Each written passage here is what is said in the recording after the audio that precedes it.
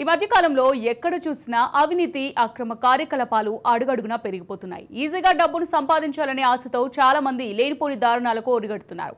అయితే రాను రాను ఈ అడ్డదారులకు అడ్డు అదుపు లేకుండా పోయింది. ముఖ్యంగా మనుషుల శరీరంలోని అవయవాలతో కూడా చివరికి వ్యాపారం చేసేస్తున్నారు. కాగా ఇటీవలి కాలంలో హైదరాబాద్లోని కిడ్నీ దందాలు ఎంతటి సంచలనం సృష్టించాయో ప్రత్యేకంగా చెప్పాల్సిన పని లేదు. ఇక రాకెట్ గుట్టు దందాలో ప్రధాన సూత్రధారి అయిన డాక్టర్ అని తెలియడంతో నగరవాసులు ఒక్కసారిగా ఉలిక్కిపడ్డారు. అయితే ఈ ఘటన ఇంకింత మరవక ముందే మరోసారి ఈ కిడ్నీ రాకెట్ కలకలం అనేది తాజాగా చోటు చేసుకుంది.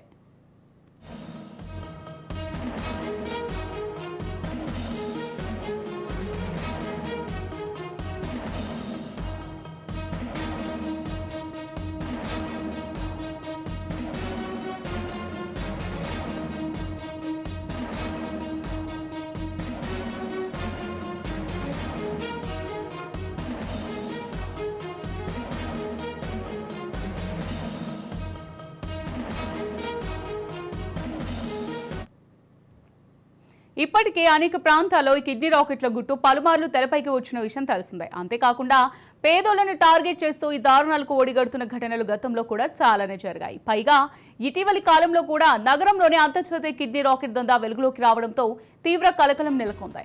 అయితే ఈ ఉదంతం మరవక ముందే తాజాగా విజయవాడలోని మరోసారి కిడ్నీ రాకెట్ దందాల కలకలం సృష్టించింది. కాగా గుంటూరుకు చెందిన ఓ బాధితుడికి కిడ్నీ దానం చేస్తే 30 లక్షలు ఇస్తామని ఆశ చూపి ఓ ముఠా మోసం చేసింది. తీరా ఆపరేషన్ చేశాక కిడ్నీ తీసుకొని డబ్బులు ఇచ్చేది లేదంటూ బెదిరించింది. దీంతో మోసపోయానని తెలుసుకున్న బాధితుడు చేసేదేం లేక గుంటూరు ఎస్పీ కార్యాలయంలో ఫిర్యాదు చేశాడు.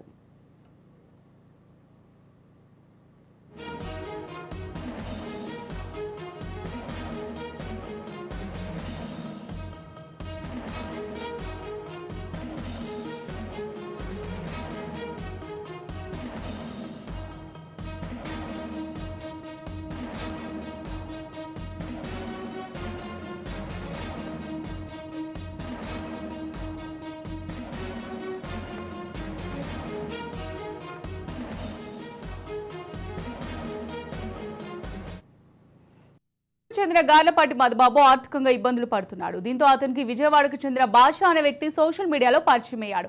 ఈ క్రమంలోనే మధుబాబు అవసరాన్ని ఆసరాగా చేసుకున్న భాష కిడ్నీ దానం చేస్తే 30 లక్షలు ఇప్పిస్తానని నమ్మబలికాడు. అయితే 30 లక్షల డబ్బు వస్తే తన సమస్యలన్నీ తీరుతాయని ఆశపడిన మధుబాబు వెంటనే కిడ్నీ విక్రయానికి ఒప్పుకున్నాడు. ఇక మధుబాబు ఒప్పుకోవడంతో ఈ నెల మొదటి వారంలో విజయవాడలోని విజయ హాస్పిటల్కు తీసుకెళ్లి ఆపరేషన్ చేయించి కిడ్నీ తీసుకున్నారు.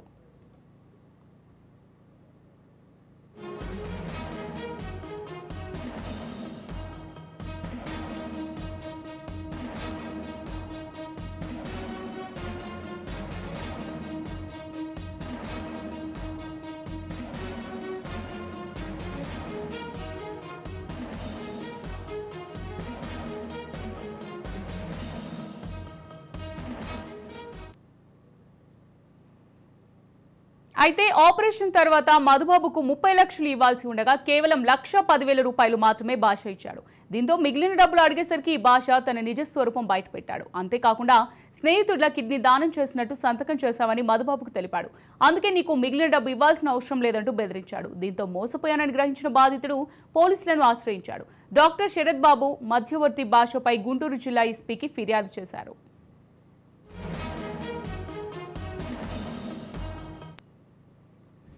అయితే ఆపరేషన్ తర్వాత తన భర్త ఆరోగ్యం పూర్తిగా దెబ్బతిందని, తన కుటుంబానికి పిల్లలకు న్యాయం చేయాలని మధుబాబు భార్య శైలజ కన్నీటి పర్యంతమయ్యారు. కిడ్నీ దందాపై Sarath institute of nephrology and urology అధినేత డాక్టర్ శరత్ బాబు స్పందించారు. తమపై వచ్చిన ఆరోపణలు అవాస్తవమన్నారు. ప్రభుత్వ మార్గదర్శకాల ప్రకారమే కిడ్నీ మార్పిడి చేశామన్నారు. ఇప్పటి వరకు గుంటూరు జిల్లా పోలీసులు తమను సంప్రదించలేదన్నారు. కృష్ణా జిల్లా బంటుమిల్లి మండలం కంచడం గ్రామానికి చెందిన కేతినేని వెంకటస్వామికి జూన్ 15న కిడ్నీ మార్పిడి చికిత్స చేసినట్టు తెలిపారు. అవయవ దానంలో ఎటువంటి ఆర్థిక లావాదేవీలు జరగలేదన్నారు.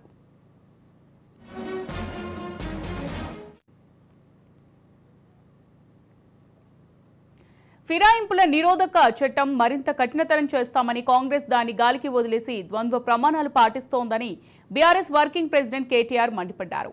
పార్టీ ఫిరాయింపులపై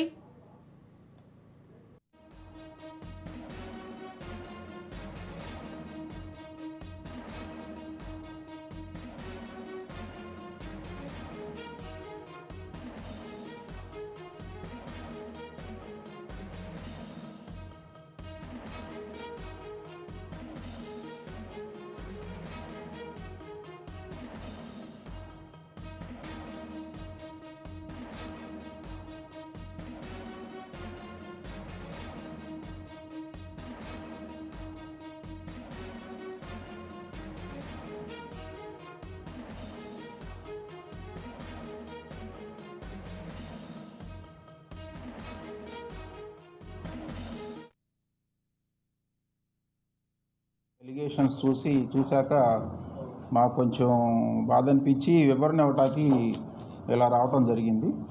యాక్చువల్గా పేషెంట్ పేరు వెంకటస్వామి అనే పేషెంట్కి తనకి పూర్తిగా 2 కిడ్నీలు ఫెయిల్ అయిపోయి డయాలసిస్ మీద ఆధారపడి ఉన్నాడు.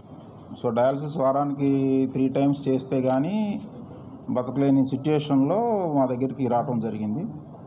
సో తను చిన్న వయసు, 30 ఏళ్ళ వయసు. సో నాకు కిడ్నీ ట్రాన్స్ప్లాంటేషన్ చేసుకోవాలన్న డాక్టర్ గారు, ఈ డయాలసిస్తో నేను ఇబ్బంది పడుతున్నాను, వారానికి 3 సార్లు ఇబ్బంది పడటం, ఆయాసం రావడం చేయండి అంటే, సరే మీ ఫ్యామిలీ మెంబర్స్ ఎవరున్నారో రమ్మన్నాం.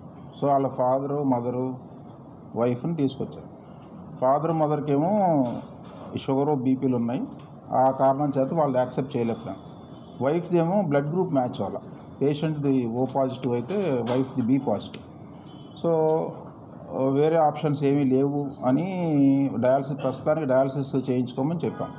తర్వాత కొన్ని రోజులకి ఇట్లా మా ఫ్యామిలీ ఫ్రెండ్ ఉన్నారు, ఆ ఫ్యామిలీ ఫ్రెండ్ కిడ్నీ ఇవ్వటానికి ముందుకు వచ్చారు.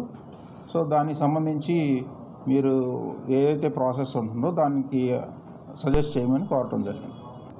ఇబ్బంది పడుతున్నారు, ఆర్థిక ఇబ్బందులు ఉన్నాయని చెప్పడం వలన వాళ్ళకి ఆరోగ్యశ్రీలోనే ఆపరేషన్ చేయటం జరిగింది. సో ఇది హాస్పిటల్ పరంగా మేము ఫేస్ చేసి